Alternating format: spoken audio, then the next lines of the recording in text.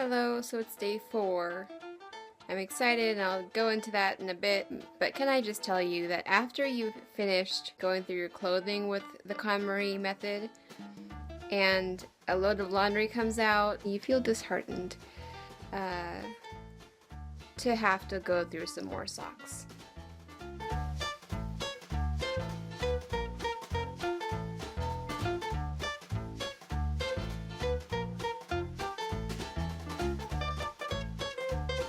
Okay, now that the socks are done, again, I wanted to show you something before moving on to the books, which is today.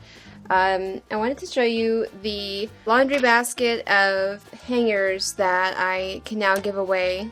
And the reason that I can give all these away is twofold. One is because of all the clothes that I am giving away, and second is because of the folding method.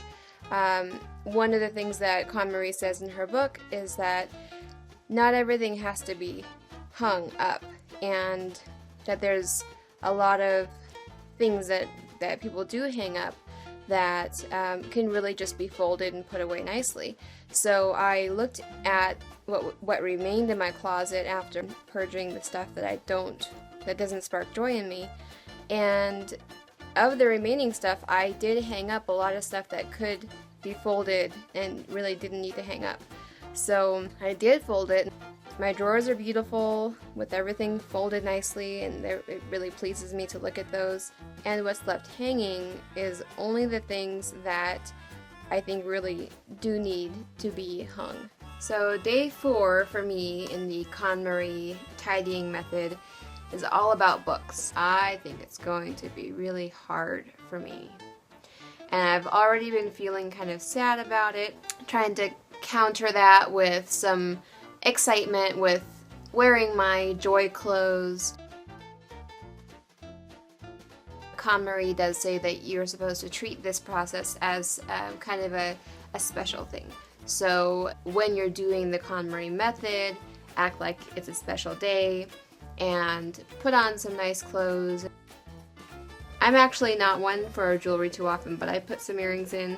I got my kimono, my joy kimono, and I'm feeling like I kind of need my kimono today to protect myself from the decisions I'm going to have to make in the next few hours. A lot of my books are books that I feel obligated to read, things that I should read for either my profession or for child rearing or for certain books that are targeted towards the health of my family.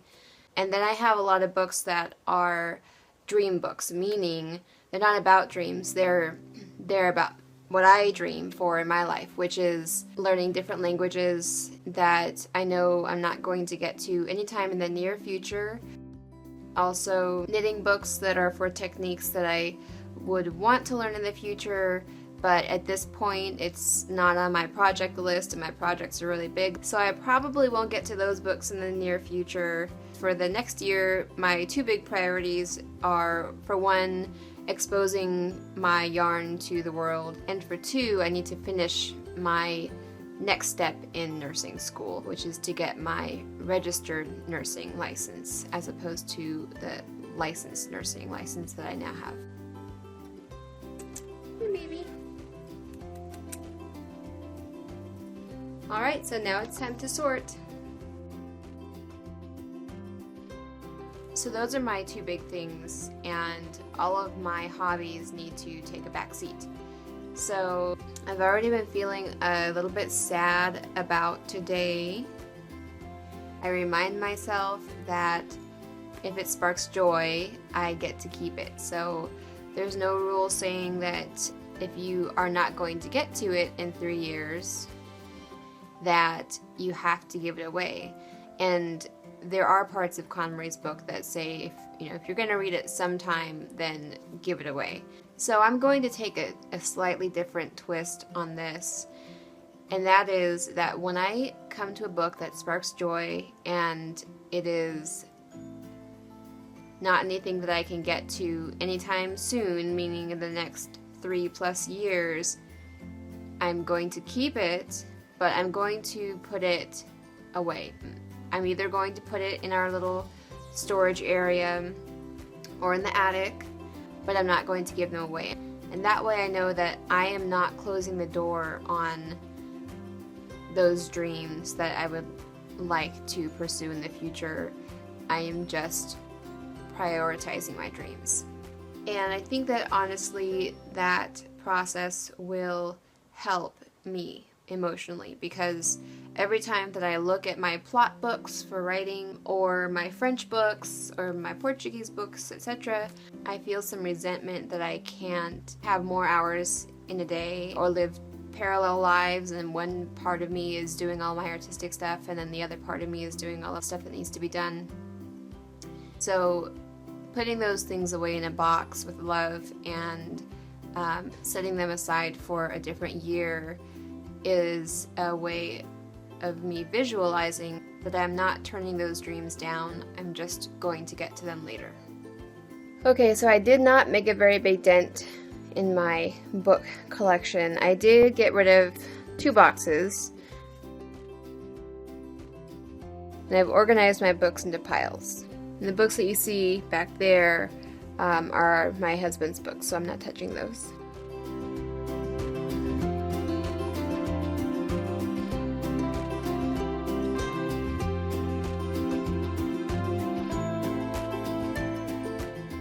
So this is one of those scenarios that Marie Kondo talks about in her book, where she says that if you haven't read a book for a long time, it can be indicative that you don't need to read it.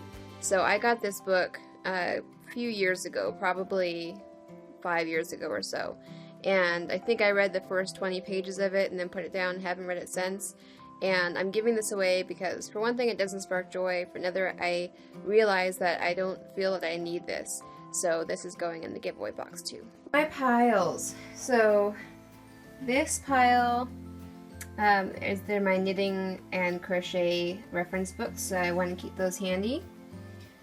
These are my writing books, and I'm gonna put those in storage because I'm not going to be writing any novels or books anytime soon. This is a pile of stuff that I want to get to eventually, or want to read eventually, and but it's going to go in the attic for now because I just don't have time to read them at this point in my life. So I have photography, landscaping, Maya Angelou, Shakespeare, Jorge Amado, who's a Brazilian author, and basket weaving. This is a pile of books that I have not read yet, but I think that I should read, even if they don't spark joy. But I feel obligated to read them. Some of them I think would be important to read. So I'm going to make it a point to make sure that I read these in the next year. So I'm going to build it into my calendar. This is a pile of Portuguese books, and I want to read them in the future, but I'm going to put them in storage now. This is a Farsi English dictionary. I took Farsi in college, and I think it's just a beautiful language. It sounds beautiful. I'm not going to be studying it anytime soon, so it's also going to go into storage. This is my French pile. There's only 2 books there, and that's also going into storage. This is my pile of piano books. Some of them are for children because my daughter is still learning the piano. These are cookbooks. I did get rid of quite a few cookbooks, but I'm keeping a lot. This is my pile of Spanish books, and this is actually going to stay on the bookshelf because I need to improve my Spanish for work. So the last pile I'll go over before going to my Spark Joy pile is this pile. It's pretty big. And these were my books in nursing school. And this is for my licensed practical nurse license. But this is where Marie Kondo talks about fear of the future. I'm going to be taking classes, like I said, to get my RN, registered nursing license, and I'm afraid to give these away because I feel like I might need to study them, even though these aren't the books for my future classes, these are the books for my past classes, but they're still about human physiology, anatomy, medications, math in medications, and I feel like in order to really study well for the NCLEX RN big test, I should have these on hand. So for that reason, I'm not giving them away. The intention is that I will be reading these as pleasure reading, aside from the books that are assigned to me for my future classes.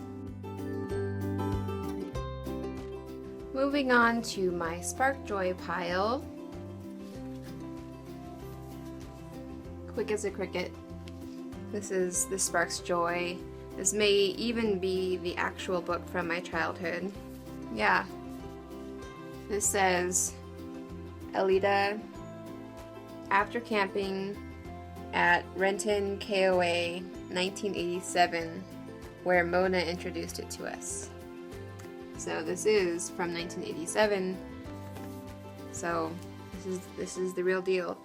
I haven't read this in a long time. Of course, it would take about 3 minutes to read, but it sparks joy, so I should browse its pages once in a while. I'm as large as a whale. Isn't that beautiful? Alright, next Spark Joy. I haven't read this one yet, Whiskey Beach, but Nora Roberts sparks joy for me, and I've read probably more than 20 of her books, so I know, even without having read it yet, I know that I'm going to love it. So it sparks joy. I have 2 Nora Roberts in my pile here, so I have to make it a point to make some time to read those. Origami sparks joy. Have not done origami for a long time, but just looking at the pages and the folds, it brings me peace. I think origami can be a meditative kind of thing. Our Wedding Day. This is the short version of the photo album that my mom put together for my husband and I after our wedding. Lots of good memories in there. A special knitting book, Erin Knits. I fell in love with the sweater that she's wearing and the cover, and there's just a lot of wonderful patterns in here. 400 knitting stitches. I love that you can peruse the pages and find a pattern that looks awesome to you and make it. A Spinner's Book of Yarn Designs. This is written by Sarah Anderson, who was one of the first 2 people to teach me how to spin, making awesome kinds of yarns, and this book is awesome. Spin Art by J.C. Boggs. J.C. Boggs is an incredible spinner, and I love what she does with colors and different textures of yarn, different shapes.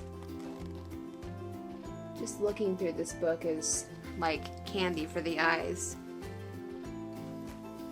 Handspun by Lexi Boger. She's also an incredible spinner, and Lexi helped to create the Magicraft Aura spinning wheel, which is on my all-time Christmas list. Portuguese English Dictionary. This was my best friend, aside from people friends, during my 1 year in Brazil as an exchange student. I used this all the time. I took it with me wherever I went. When I look at it, it gives me good memories and also still makes me feel kind of that comfort of something to rely on, because it was definitely the case in Brazil that this was my comfort, that if I had this with me, that I would be able to say what I had to say. So there's some security inside of this book. Pride and Prejudice. Classic, wonderful, romantic, funny, witty this is definitely a spark joy. One other thing that Marie Kondo talks about is when you have a book where there's only a select few pages that you actually care about, that you shouldn't keep the whole book. You should just, what she says is, tear out the pages. I don't want to ruin a perfectly good book, so I'm not going to be doing that. These few pages are the only pages that I really care about. It's the solo sung by Violeta that starts with Estrano, Estrano. And I believe the song is called Sempre Libera. And I love the song. I love it, love it. I do want to sing that song at some point, and I want to sing it well. So that's one of my long-term goals. So I'm going to try to copy these pages alone and then give the rest of the book away.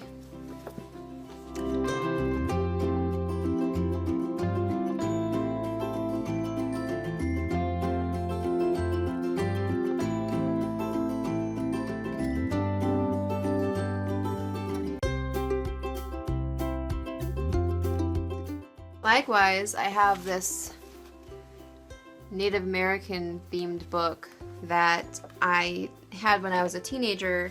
There is one good recipe in it.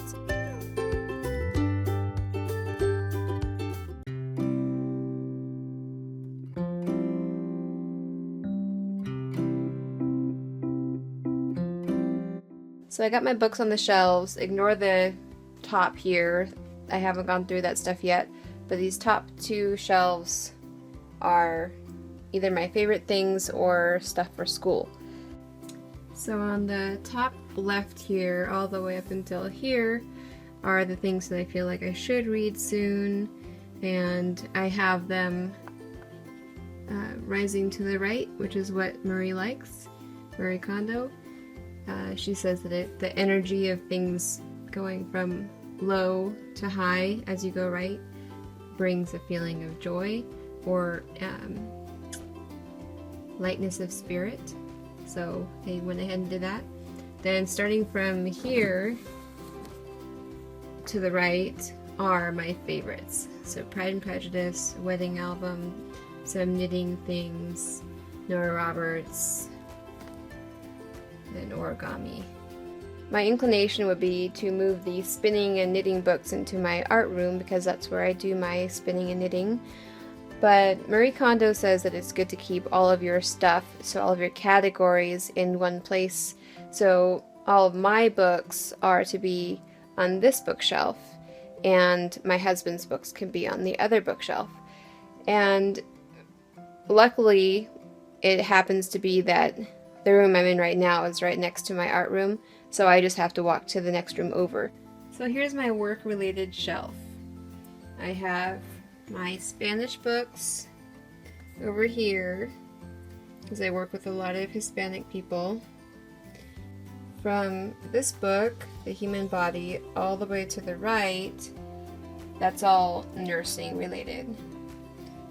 And my dog got to a few of the books. Okay, so the day of books is done. It was not as bad as I thought it was going to be, but that's because by following Marie Kondo's instructions and keeping the things that spark joy, I was able to still keep the things that I don't currently use but spark joy and won't use them in the near future but do spark joy, but I'm just keeping them aside for a future year when I can use them, but I still didn't have to give them away.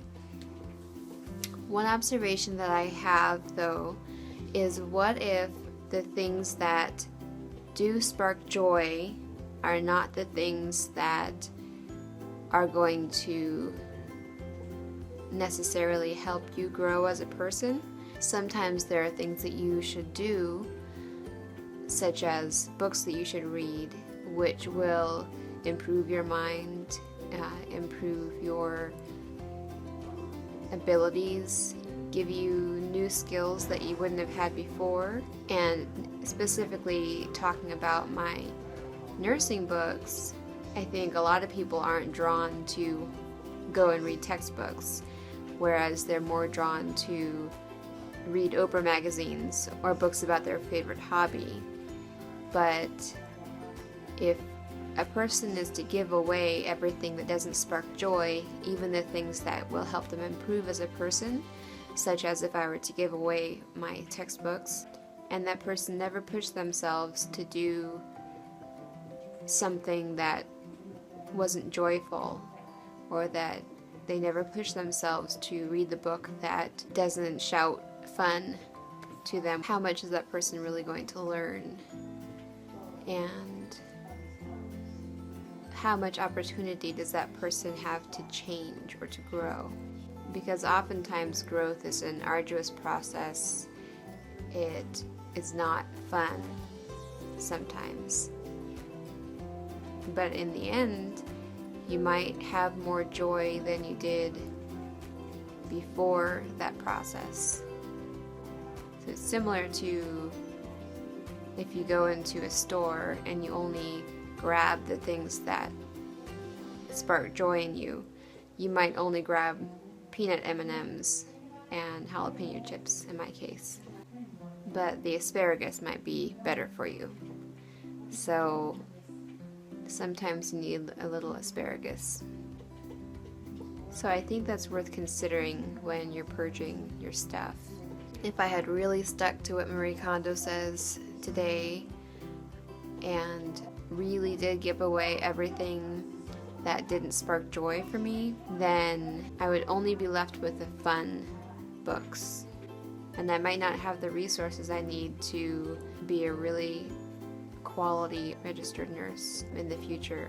And one of the things that seem arduous to me, like memorizing textbooks, will bring other people joy in being able to be healthier people and have a full life in which they are able to follow their dreams and their joys as well. So those are my thoughts after my book day.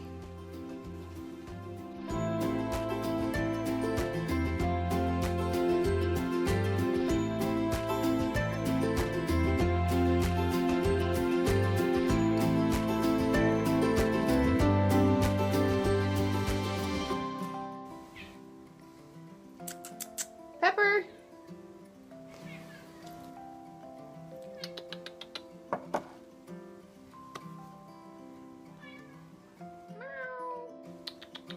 Come here. Come here. Come here. Come here. Meow. Come on. I know. Puppies. Hey, baby.